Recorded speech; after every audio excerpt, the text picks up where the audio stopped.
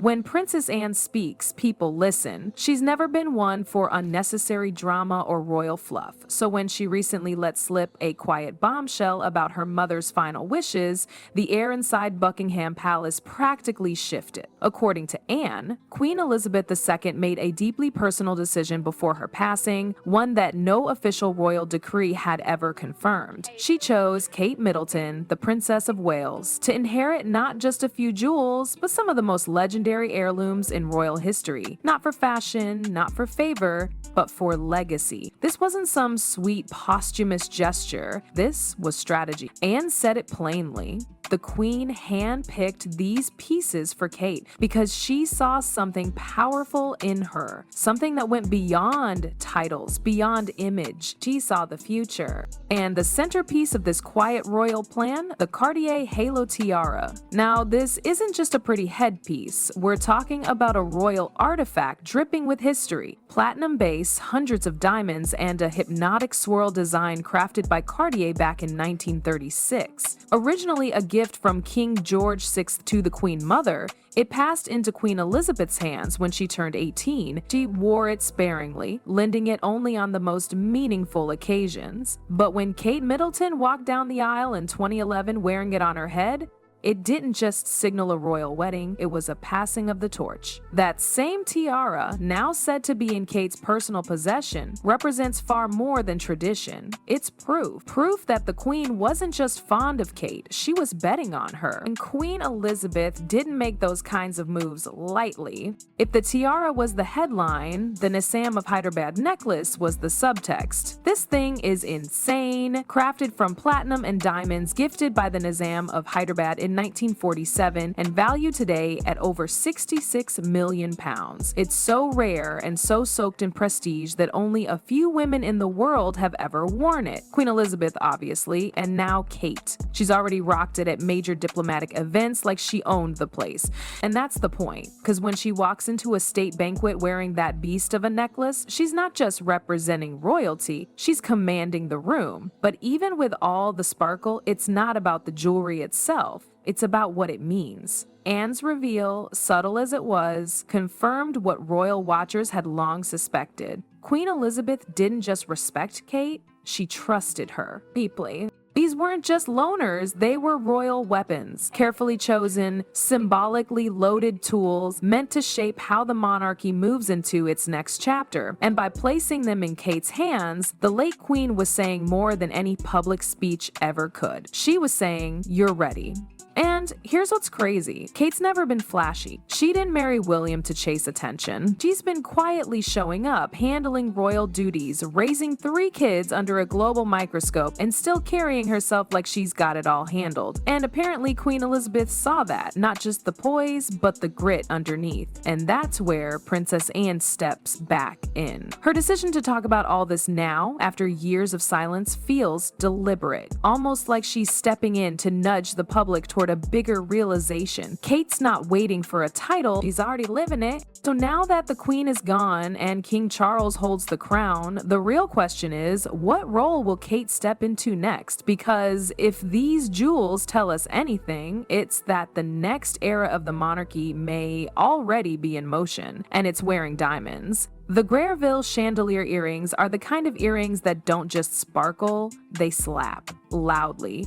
If the Cartier tiara was about legacy and the Hyderabad necklace was about status, these earrings were straight up attitude. They came into the royal collection in the 1940th, passed down to Queen Elizabeth from Dame Margaret Graiville, and over the years they've been worn by some of the most iconic women in royal history. But it wasn't until Kate stepped out wearing them at Crown Prince Hussein of Jordan's wedding that the pieces truly roared back to life. She paired them with the Lover's Knot tiara, a deep-cut Diana throwback, and walked into that high-profile event looking like she wasn't just a guest, she was the standard. The photos from that night went viral for a reason. It wasn't just about fashion or elegance. It was about presence, the kind of presence that doesn't need to raise its voice. That moment turned heads globally, and more importantly, it turned the royal dial forward. And that's the power of these heirlooms. They're not jewelry, they're signals.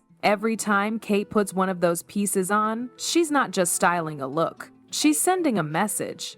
Whether she's standing beside world leaders, walking red carpets, or attending state dinners, the jewels speak before she even opens her mouth. And the message they send? It's consistent. She belongs. Not as a royal accessory, as a royal anchor. Queen Elizabeth was smart like that. Her reign lasted over 70 years, not because she clung to the old ways, but because she knew when to pass the baton, quietly and strategically. Handing over these treasures to Kate wasn't just about beauty. It was about aligning the monarchy with someone who could evolve it, someone the public already respected, someone who could handle the flashbulbs and the formalities, while also showing up in classrooms, mental health forums, and hospitals with zero ego. Kate's ability to switch gears like that, from glamour to grit, is rare. She's just as comfortable rocking a $1 million necklace at a state event as she is crouching beside a child at a school visit. And that duality, that's what makes her dangerous in the best way. The monarchy doesn't survive on sparkle alone. It needs stability, relevance, and Kate brings both, which is exactly why Princess Anne, who's never been known for gushing or playing palace games, decided to break tradition and speak on it. She's been through every royal storm imaginable and knows exactly what kind of person it takes to weather one. Her quietly powerful reveal was her version of an endorsement, a royal stamp that says, "This is the one." It's worth remembering that Anne herself was once in Kate's shoes, a royal woman constantly under watch, balancing duty and expectation. But when she publicly acknowledged that the Queen left her most personal treasures in Kate's care, that wasn't just commentary. That was closure and confirmation.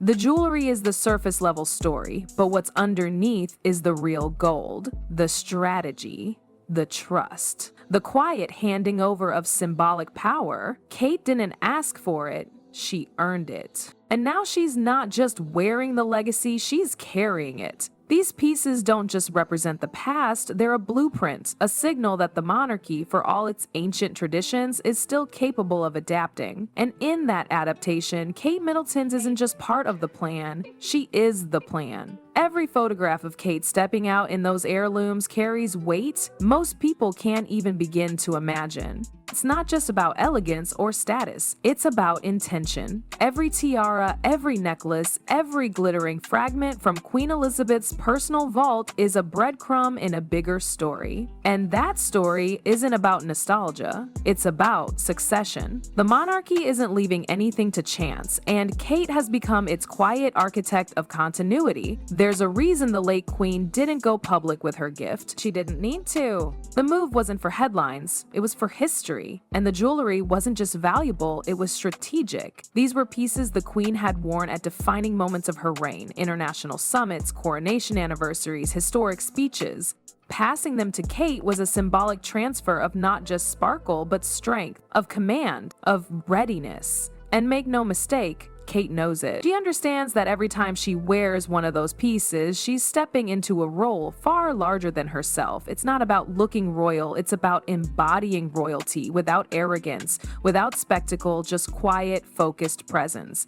And that's what sets her apart. When she wore the Cartier Halo Tiara at her wedding, it was a moment frozen in time, a new bride stepping into tradition. But now, when she wears it again, and she will, it won't be about marriage. It'll be about dominion, about carrying the weight of legacy with her chin up and her eyes forward. That same tiara will no longer whisper royalty, it will declare leadership. And then there's the public. They've noticed. Every appearance where Kate wears one of these legendary pieces sparks conversation. Not just about fashion, but about meaning. The public knows these jewels aren't random, they sense the message behind them. They see the consistency, the thoughtfulness, the legacy work being done without flashy speeches, and more importantly, they're buying into it. That public perception, that growing trust, is priceless, and it's been built brick by brick through a decade of grace under fire. Kate has faced media storms, family drama, and royal protocol pressure that would have crushed most people, but she's never fumbled, never made it about her. That kind of steadiness, that's what monarchies are built on. So when Princess Anne gave that quiet confirmation that these weren't just borrowed jewels but inherited ones, it clicked into place. Everything the queen had been preparing, every subtle move, every unspoken sign, it all pointed to this. Not a crown passed in a grand televised ceremony, but a legacy folded into diamonds and draped across the shoulders of someone who could actually carry it. And that brings us to the future. When Prince William becomes king, and that day's getting closer, the world won't be watching just him. All eyes will be on Kate. The queen consort role isn't ceremonial anymore. It's strategic. It's powerful. It comes with diplomacy, influence, expectations, and pressure that most world leaders will never experience. But Kate is already walking in that reality. She's already commanding rooms, influencing narratives, and stepping into historical roles without flinching. And the jewels? They're her armor, not because she needs to shine, but because she already does. The diamonds are just confirmation. The royal vault, once locked with legacy, has been handed over, and inside it, more than riches. A roadmap, a quiet endorsement from a queen who knew what it took to rule and saw it in the eyes of her granddaughter-in-law. Kate isn't waiting for a crown, she's already wearing the future.